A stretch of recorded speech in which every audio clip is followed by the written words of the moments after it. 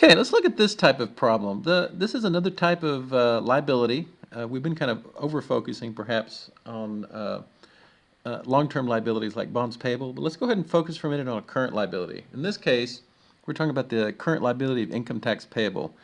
You're being asked how much income tax payable did Holly report on its balance sheet here in 2014?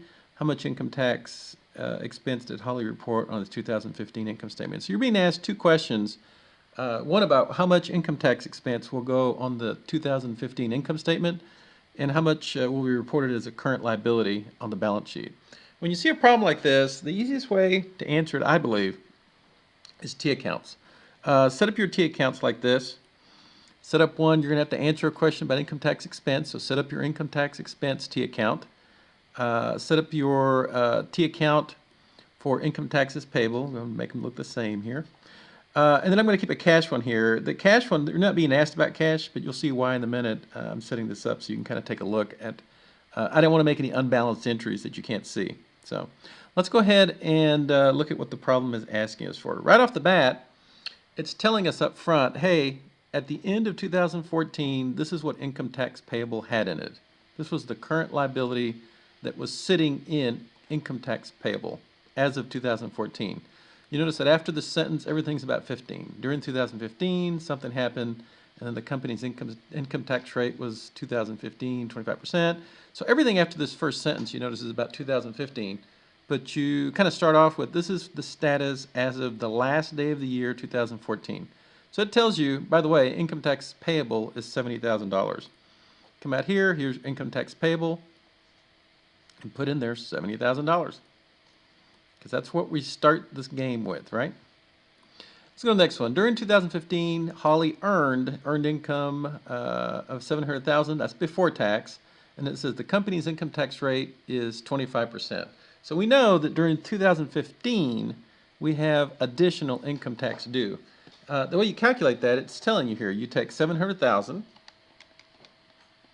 and you multiply it by 0.25. That's 175,000. So during 2015, we incurred income tax expense of 175,000. Okay, and keep in mind here, you're incurring tax on that. Nobody's talking about paying anything here yet. We're talking about you had this much income. It has a 25% tax rate. You need to book some income tax expense. So here's income tax expense, income tax payable.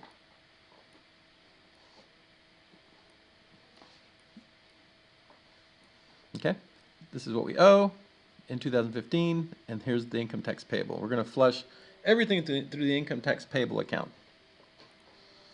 And then it says, oh, by the way, also during 2015, Holly paid income taxes of $173,000. So it's telling you here that Holly actually paid some taxes. Notice it didn't say anything about Holly paid the taxes that were due on the $700,000. Didn't say any of that, so don't read anything to that. All you know is that there's income, there's tax, and you're booking it. It's 175 due, 175 payable.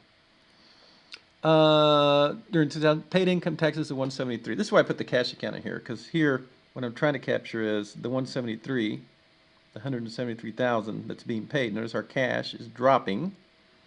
Okay. And when we pay cash, when we pay our income taxes, then we correspondingly drop our income tax payable, because all of a sudden we have less income tax payable.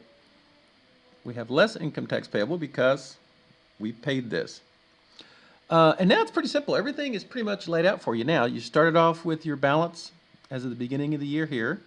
You calculated and booked your income tax expense due in 2015, which is 175, and here's the 175. And then it just tells you flat out, hey, this is how much tax we paid. Paid as in cash. That's what paid means. I just put this here so you can see the other side of this, and here you have your payment. Now it's just a matter of netting everything.